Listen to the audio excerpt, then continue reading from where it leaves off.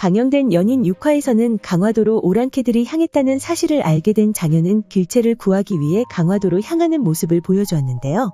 장현이 강화도로 향하고 있던 시가 권손을 데리고 있어 오랑캐들에게서 살아남은 길채는 오랑캐에게서 시간을 버는 미끼가 되어 있었죠.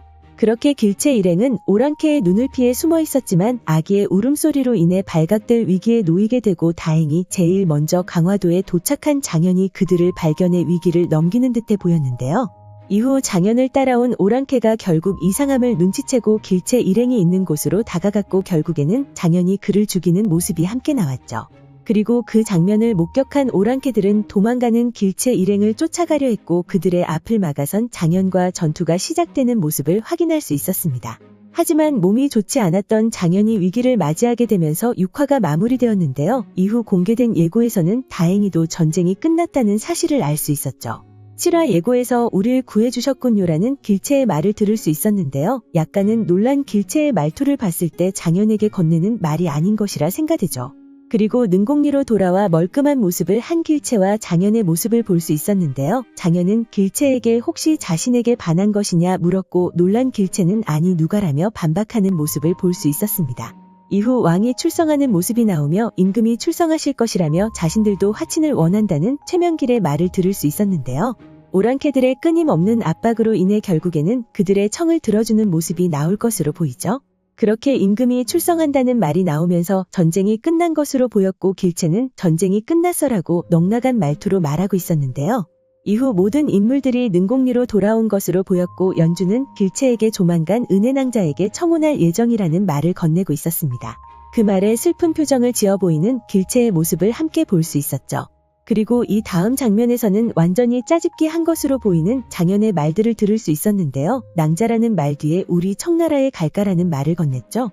하지만 그 두 마디 말이 너무나도 다른 상황에서 하는 말처럼 들렸는데요. 볼륨과 사운드가 완전히 다르다는 것을 느낄 수 있었습니다.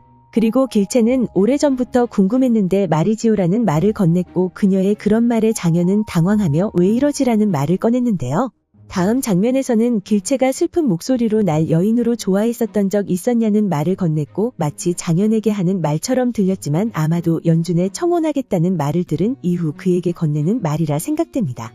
그리고 그런 그녀의 말에 대답이라도 하는 것처럼 장현은 느껴지시오라고 말한 뒤 왜 낭자만 보면 심장이 이리도 요란해지는지라는 말을 건넸는데요. 그렇게 설레이는 장현의 대사를 남긴 채 7화 예고가 마무리되는 모습을 볼 수 있었죠. 그렇게 7화 예고를 통해 임금이 오랑캐들의 요구대로 출성하게 되면서 전쟁이 끝나는 모습을 확인할 수 있었는데요. 이후의 이야기가 어떻게 전개될지 궁금해 찾아보던 중 장현이 세자를 따라 청나라로 떠나게 된다는 사실을 확인할 수 있었습니다. 그리고 연인 드라마 작가님의 인터뷰 중 드라마에서 환양녀에 대한 이야기를 다룬다는 사실을 확인할 수 있었는데요. 그 사실을 알게 된 후 관련 글을 찾아보니 길채의 이후 전개의 두 가지의 상황을 예상하시는 분들이 많다는 것을 알 수 있었습니다. 제일 먼저 많은 의견으로는 길채가 청의 공녀로 가게 되면서 환양녀가 된다는 의견이었는데요. 그렇게 여자 주인공인 길채가 환양녀가 되면서 그 삶에 대해 풀어가는 스토리가 진행되지 않을까라는 의견이었죠. 그리고 두 번째는 길채가 청으로 끌려갈 위기에 처하게 되자 그 사실을 알게 된 장현이 자신이 청나라로 떠나 세자를 보필하는 조건으로 길채를 궁녀로 만든다는 의견이었는데요. 공개된 사진에서 길채가 궁녀복을 입고 있는 듯한 모습을 보여주어 그 의견의 무게가 실리기 시작했습니다. 하지만 길채가 청으로 끌려간 이후 환양녀가 된다는 전개에 힘을 실어주는 내용을 하나 발견했는데요. 그것은 바로 길채의 아버지인 유교연의 인물정보에서 확인할 수 있었습니다. 그의 인물정보에서 길채가 청으로 끌려갈 것이라 생각했던 내용을 옮겨보자면 유교연에게 있어 길채는 세상에서 가장 귀하고 소중한 보물이라 하는데요.